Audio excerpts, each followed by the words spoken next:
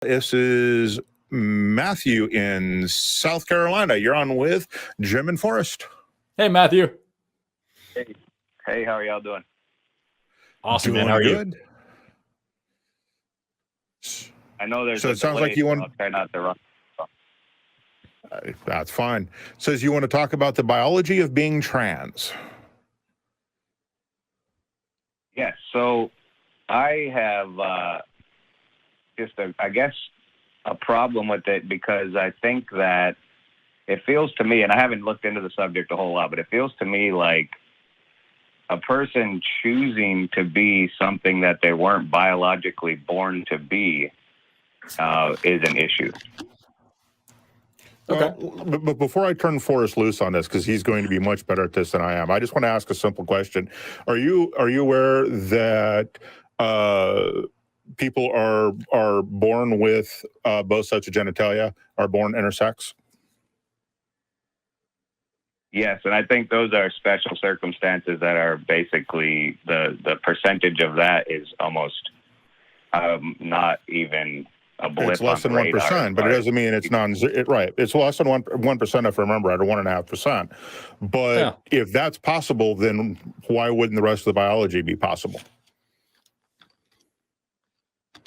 I'm sorry, I didn't understand the question. The rest of the biology. So if it's possible for a person, and it is possible, since people are in fact born intersex, why isn't it possible that? And when I say intersex, people are born with full sets of both genitalia and partial sets and everything in between. So why are you finding it hard to believe that trans people just are no different than intersex people who are born without a full set of genitalia? Well, I think there's a glaring difference there, and that's why you're differentiating between someone who is not intersex and someone who is. There is a difference, but it's not. I don't think it's as crazy as you think. So let me.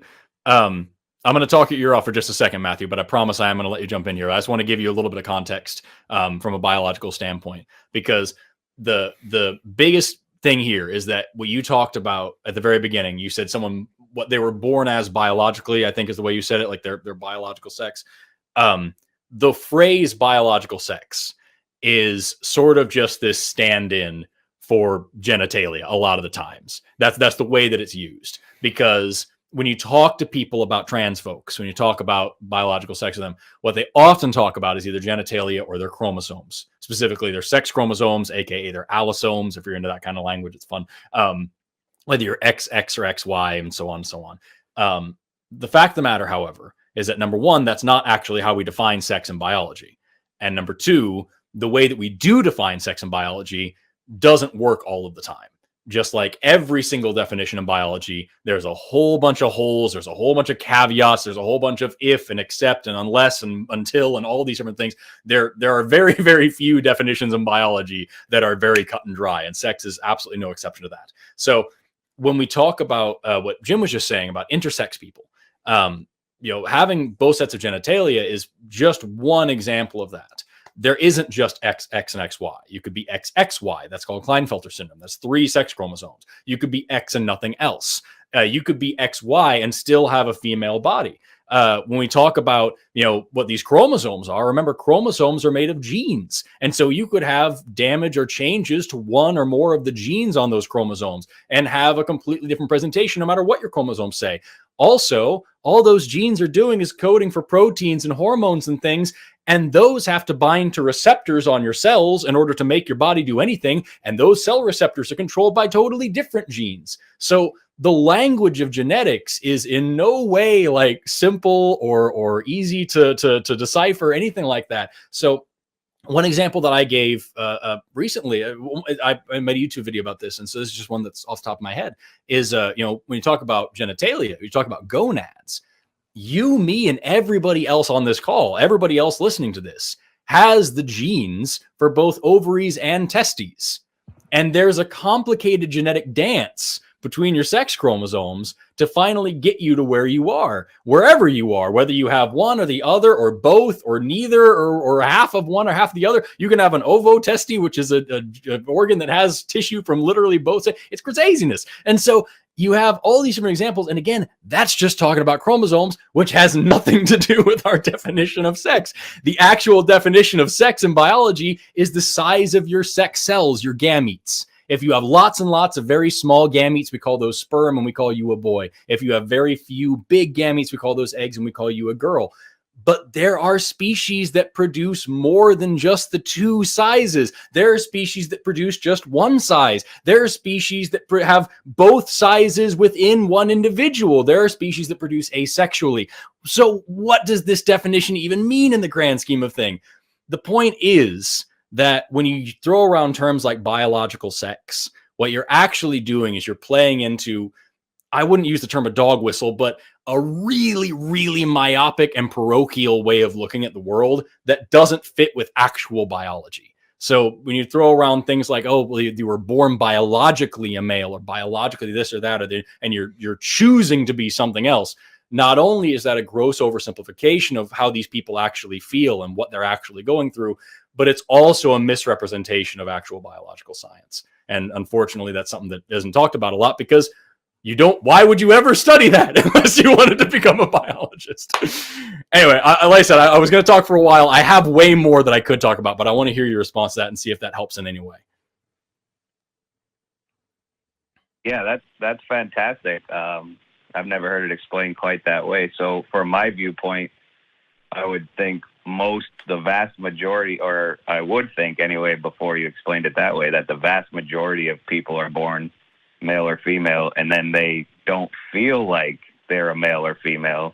And so then they take steps that we now can take in this day and age to change their outward appearance. And I'm not a biologist, so I'm probably wrong on this, but in my mindset, I was thinking, I'm sorry. No, you're fine. Go and finish. I don't want to cut you off, but what you just said is important. I want to come back to it. So remind me, finish what you're saying. Okay. So then in my viewpoint, I was just like, well, why do you have to redefine your entire being? Why don't you just be a dude that dresses like a girl and be okay with that? Because if you go into the emergency room and say my stomach hurts and I'm a male, or, but then you have a uterus in there, it just seems like unnecessary confusion. Right. Okay. So it's really important that you bring all of that up. Actually, I'm so glad that you said all of that. So first of all, I forgot to say earlier on when Jim was talking about intersex people, and he talked about people born with both sexual genitalia, all these different configurations of having different kinds of sex chromosomes all fit into what we call intersex, and the actual likelihood of that happening, the actual percent cases, is about the same as the likelihood of having red hair.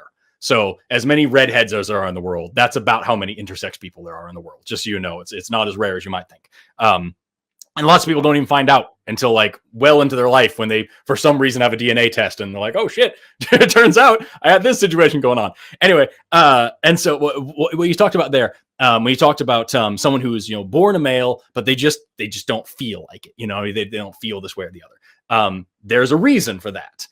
One great example of that is that you have, I'm not going to get into the nitty gritty details of this because nobody wants to hear this shit, but there are structures in your brain that are dimorphic. So male brains look this way and female brains look that way. And it's not the dumb old, oh, men are smarter or whatever. These are patches of neurons the size of a grain of rice that are either a little bit bigger, or a little bit smaller, whatever.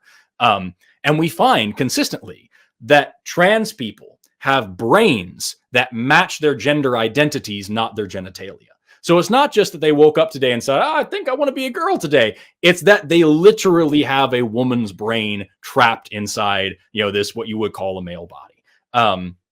So it's a lot more complex than that. So when you're talking about why not just be a man wearing a dress and get away, there are some people that's totally fine. They just prefer the way that they look in dresses, and that's radical. I don't wear a dress because it's really breezy and uncomfortable. That is the only reason that I don't. And so like if I had a different opinion, I would probably wear one, right? But that's not what we're talking about when we're talking about trans people. We are talking about women.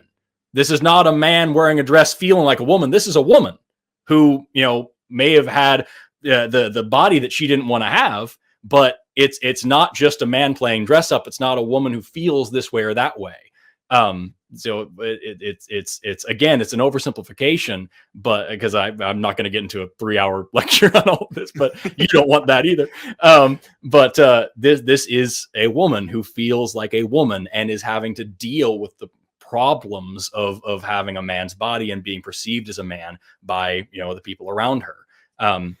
As far as medicine, which was the last thing you brought up, and I'm so happy you said that at the last moment there, talking about, if you go to the hospital and you say, hey, I'm a woman and I'm here to do this, and then they, lift up her skirt and they're like, oh, well, you clearly don't have a uterus, so what are we supposed to do with you? This is why there's such a push for trans acceptance and trans visibility now. And this is why there are so many biologists that are trying to talk about this stuff, because the simple fact of the matter is, just like with our definition of sex, it doesn't function.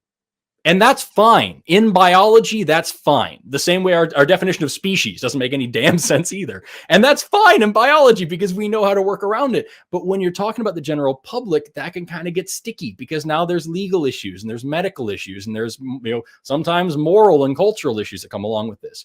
So the big push here is just to identify the fact that, number one, sex and gender are completely different things. Gender is a social construct, not a biological one.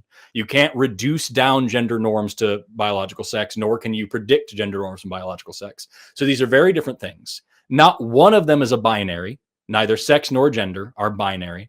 And the way that we perceive these things in our culture simply don't work. You cannot boil down almost 8 billion human beings into 2 boxes. It just doesn't work out that way. And so we need to have a serious adult conversation about how we want to treat these people and how we want to move on forward, re-identifying the way that we categorize people, or if we want to even categorize people at all. And when we talk about groups like this that have been historically marginalized and ignored and disenfranchised, I think it's really important to remember the phrase, nothing about us without us. It's their choice how we should be talking about them, treating them, working with them.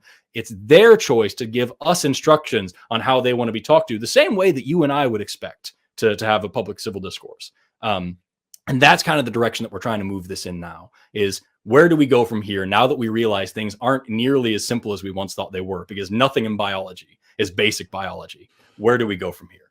Does that help answer your question a little bit? Yeah, that's great. You brought up a good point too, that I was talking to the call screener about. You said in the same way that in biology, differentiating between male and female works, but not in social. But then you said it's the same thing as species.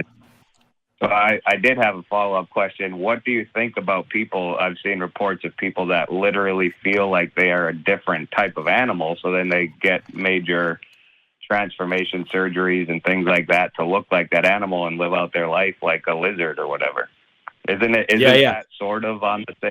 Oh, it's different, but it's sort of on the same plane. Do you think do you give the same freedoms to them socially as you would a male or female thing? So I think it's really important to point out the fact, and I'm not calling you out here, chastising you. I want to be very clear. I think you have good intentions asking that.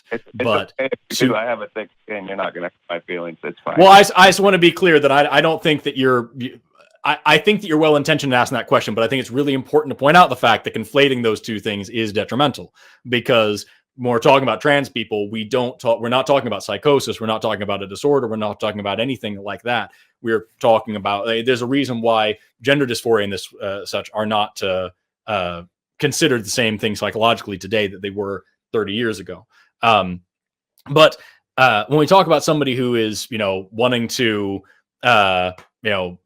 be a lizard or whatever you're talking about like that, I think that is on a completely different playing field. I would have the same argument of just like, as long as you're not hurting anybody and it's you and however many other consenting adults, who gives a shit? Like, I would have that same philosophy, but I would have that same philosophy for a completely different reason.